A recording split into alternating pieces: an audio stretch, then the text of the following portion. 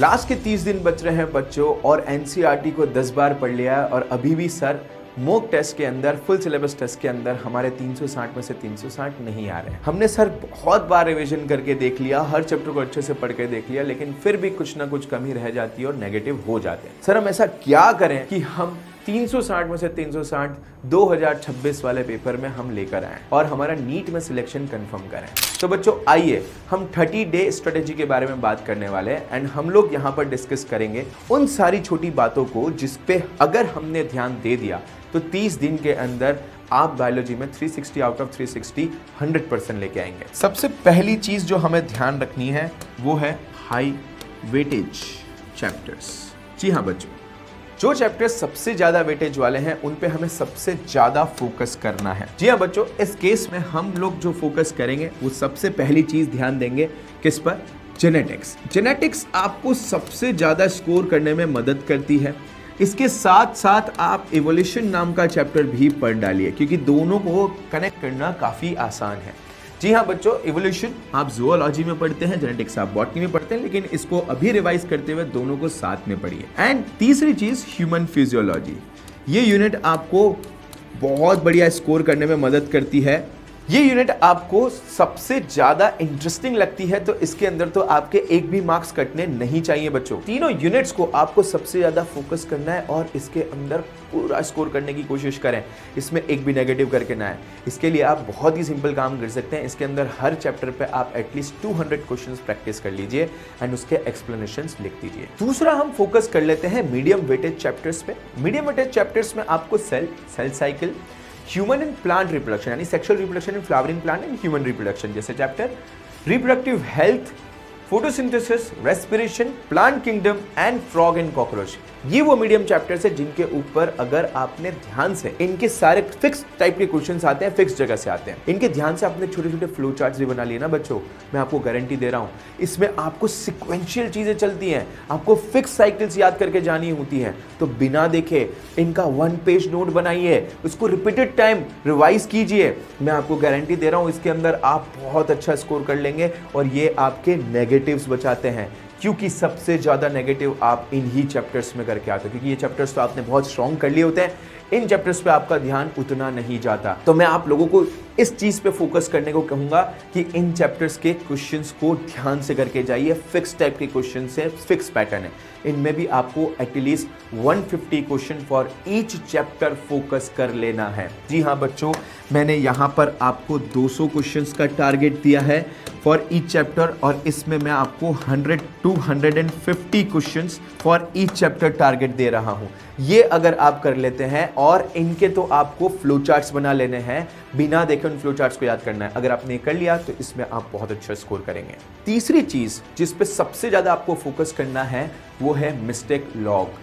Mistake log आपको बहुत ज़्यादा मदद करेगी जिसके अंदर जो भी क्वेश्चंस आपने नेगेटिव किए हैं during your full syllabus test या मुक टेस्ट के अंदर, वहाँ पर आप अपने करेक्शंस पे काम कीजिए, एनालाइज कीजिए कौन सा क्वेश्चन क्यों गलत हुआ है। उनमें से चारों ऑप्शंस में से देखिए किन किन में आप कंफ्यूज हुए थे और कंफ्यूज होने का कारण क्या था, उसका राइट एक्सप्लेनेशन ज़रूर लिखिए।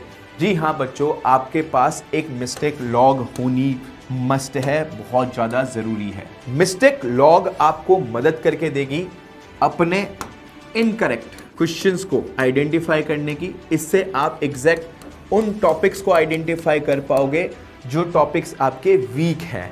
डेफिनेटली आप इसमें वीक टॉपिक को फोकस करेंगे। सेकेंड, आपके पास होना चाहिए एक एक्सप्लेनेशन रजिस्टर। तो एक्सप्लेनेशन रजिस्टर में आप अपनी जो भी फुल सिलेबस टेस्ट में गलतियां करिए उसको जरूर फाइल करेंगे। ये आप मुझसे प्रॉमिस करते हैं कि सर हम एक भी नेगेटिव क्वेश्चन, जो भी क्वेश्चन हमसे गलत हुआ है उसका एक्सप्लेनेशन लिखेंगे चाहे कुछ भी हो जाए। मैं आपको एक और इंटरेस्टिंग चीज बताता हूं, types of mistake. Types of mistake सबसे ज्यादा इंपॉर्टेंट हो जाता है लास्ट के 30 दिन में, जिसमें हमारा सबसे ज्यादा फोकस होना चाहिए।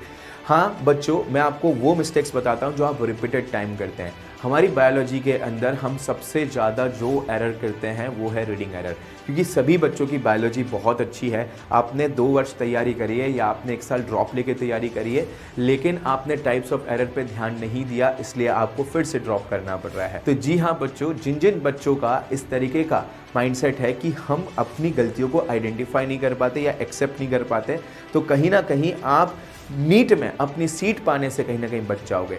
तो जी हाँ बच्चों, हम लोग इस चीज़ पे फोकस कर रहे हैं कि हम बच्चों को उनकी गलतियां आइडेंटिफाई करने में हेल्प करें। तो कौन कौन सी ऐसी टाइप्स ऑफ मिस्टेक है जिन पे अगर आपने फोकस कर लिया तो श्योरली आप अपने नेगेटिव बचा लेंगे। आइए बताता हूँ।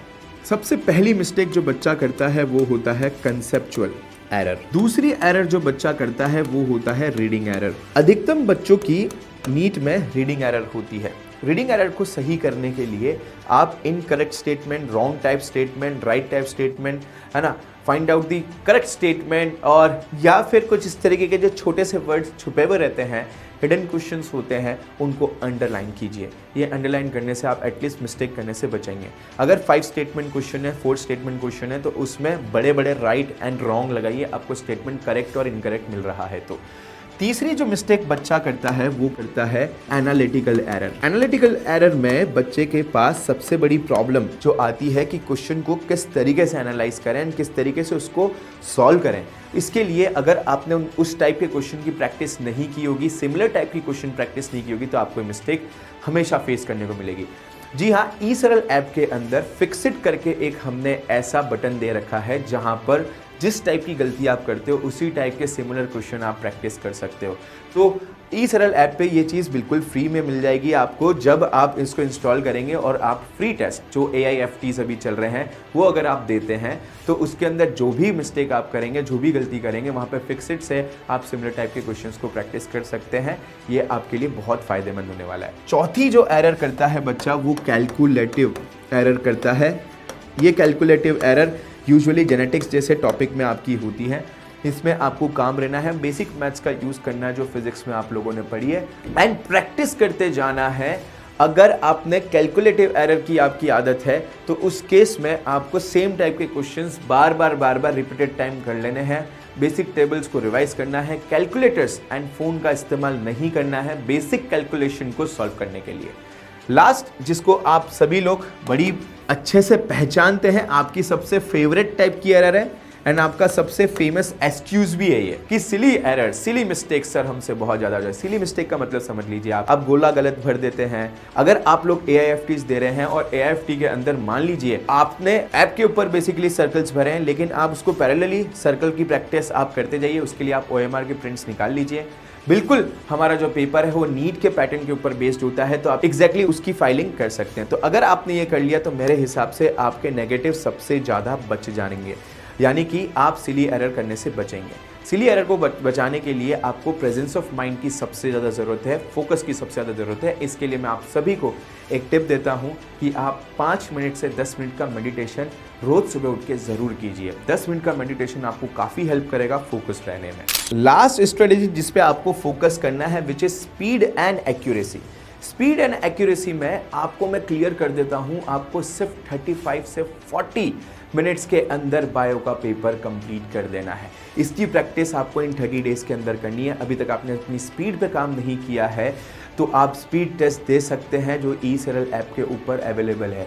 जी हाँ बच्चों, स्पीड टेस्ट से आप अपनी स्पीड पे काम कर सकते हैं। थोड़े से लेंथी क्वेश्चंस मिलेंगे, कम टाइम रहेगा, आपकी रीडिंग स्पीड बढ़ेगी।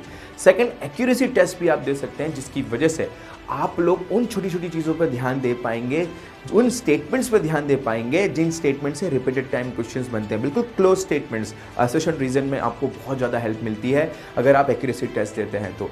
जी हाँ बच्चों, इन छोटी छोटी बातों का अगर आप ध्यान देंगे डेफिनेटली आपको स्पीड एंड एक्यूरेसी में मैं टिप यही दे रहा हूँ कि 35 से 40 मिनट्स के अंदर आपका बायो का पेपर कंप्लीट होना चाहिए। ये स्पीड अगर अभी आपकी नहीं बनी है तो प्रॉब्लम है, इस पे फोकस कीजिए। 30 दिन आपके पास बच रहे हैं। ऑल द वेरी बेस्ट बच्चों। मन के जीते जीत है, मन के हारे हार, और हार गए जो बिन लड़े उन पर है धिक्कार। तो इसी बात को ध्यान रखते हुए आप सभी लोग अपनी पूरी जान लगा देंगे, पूरी जोश के साथ आप अपनी तैयारी पे फोकस करेंगे और लास्ट 30 दिन के अंदर 360 में से 360 स्कोर करेंगे। So all the very best बच्चों। इन स्ट्रेटेजी को अगर आपने ध्यान रख लिया तो 360 स्कोर करने से आपको कोई नहीं रोक सकता।